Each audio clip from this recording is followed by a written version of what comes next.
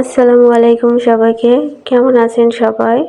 আশা করছি কাছে দূরে যে যেখান থেকে ভিডিওটি দেখছেন অথবা শুনছেন সবাই ভালো আছেন এবং সুস্থ আছেন।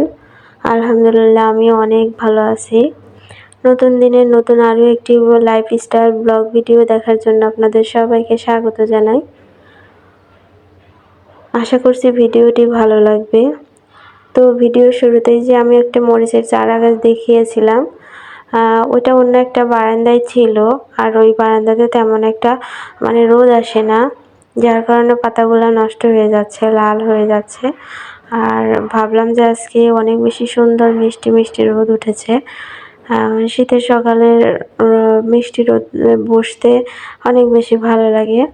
তো চারা গাছটাও এখানে রেখে দিলাম, দেখা যাক কেমন থাকে আর কি। তো সকালে নাস্তা খাওয়া শেষ করে, আর সেটা হচ্ছে ভিডিও করা হয়নি। নাস্তা খাওয়া শেষ করে আমি এখন চলে এসেছি ড্রয়িং রুমে। আজকে সোফার কভারগুলো খুলে সুন্দর করে পরিষ্কার করে নিব, যেহেতু এখন শীতের দিন। আর সকাল থেকে 12টা পর্যন্ত বা 1টা পর্যন্ত একটু ভালো রোদ পাওয়া যায়, তারপর আর দেখা যায় রোদ থাকে না। আর শীতের মধ্যে তো ভারী শীত পড়ে গেলে তখন আরও বেশি রোদই উঠবে না। তো এখনই পরিষ্কার করে নেব, আর সেই সাথে ঘরের পর্দাগুলোও আমি পরিষ্কার করে নেব।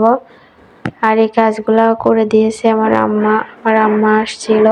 আর এই কাজগুলো প্রতিবারই আমার আম্মা এসে করে দিয়ে যাবে, যতই না করা যায় শোনে না।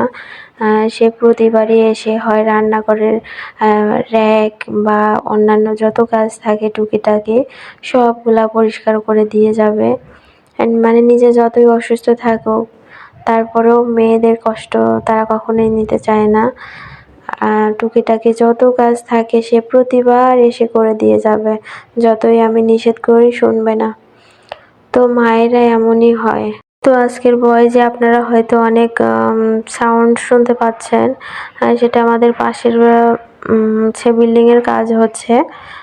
আপনারা কষ্ট করে একটু শুনে নেবেন।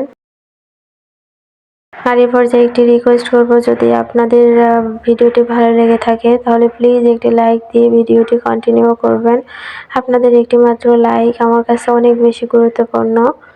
আপনারই মতো অন্য আপুদের কাছে পৌঁছে দিতে সাহায্য করবে। প্লিজ আপনারা একটি লাইক দিয়ে ভিডিওটি কন্টিনিউ করবেন। আর আপনি যদি আমার চ্যানেলে নতুন হয়ে থাকেন তাহলে আমার চ্যানেলটি সাবস্ক্রাইব করে আমার পাশে থেকে যেতে পারেন। আপনি যদি এই কাজটি করে থাকেন তাহলে আপনাকে অসংখ্য ধন্যবাদ।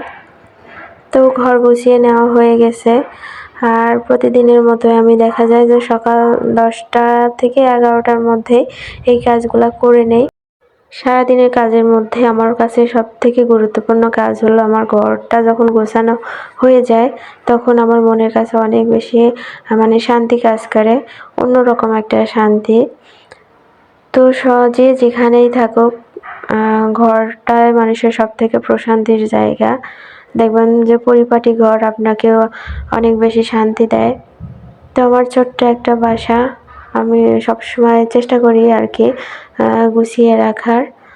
তারপরেও ঘরে বাচ্চা থাকে, সবসময় তো আর একই রকম রাখা যায় না, এলোমেলো করে যতটা সম্ভব সাথে সাথে গোছানোর চেষ্টা। আর এখন যেহেতু শীতের দিন, বেলাটা অনেক ছোট, তাড়াহুড়ার মধ্যে এই কাজগুলো করে নিতে হয়। 5টা মিনিট বসার কোনো স্কোপ থাকে না।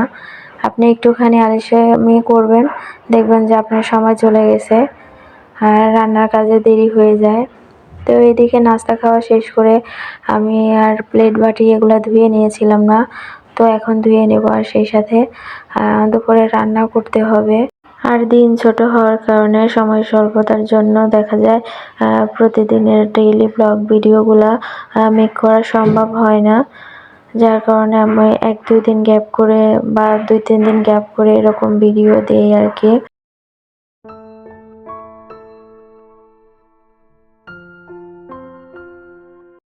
আর এই তো সবকিছু মেজে নেওয়া হয়ে গেছে, সেই সাথে আমি বেসিন এরিয়াটা সুন্দর করে ক্লিন করে নিব।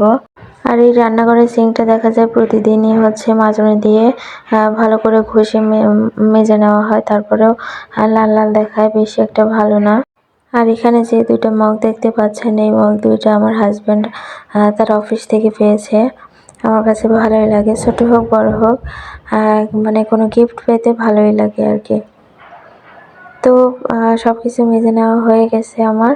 এখন আমি এগুলা জায়গা মতো রেখে দিয়ে চলে যাব রান্নার কাজে। আজকে আমি রান্না করব মুরগির মাংস আর সাথে সিম আলু ভাজি। তো মুরগির মাংসটা আজকে অন্যভাবে রান্না করছি। এটা যেহেতু একটু শক্ত মুরগি, তা হাতে মাখিয়ে মানে আস্তে জালে অনেক সময় ধরে রান্না করতে হবে, এটা হতে অনেক সময় লাগে। আর সেই সাথে সিম আলু ভাজি করব। এই যে আমি দুইটা চুলায় আজকে রান্না করে নিচ্ছি। ঘরের অন্য কাজ করতে গিয়ে একটু সময় মানে চলে গেছে, যার কারণে দুইটা চুলায় আমি তাড়াহুড়া করে রান্না করব। আমার কাছে এই শক্ত মুরগিটা খেতে অনেক বেশি ভালো লাগে। আর এই ভিডিওটা করেছিলাম আমি আমার মা বাসায় থাকতে। এখন আমার মা চলে গেছে গ্রামের বাড়িতে। আজকে যখন ভিডিওতে ভয়েস দিচ্ছি অনেক বেশি খারাপ লাগতেছিল। আমি যখন রান্না করি আমার মা আমার পাশে দাঁড়িয়ে থাকে।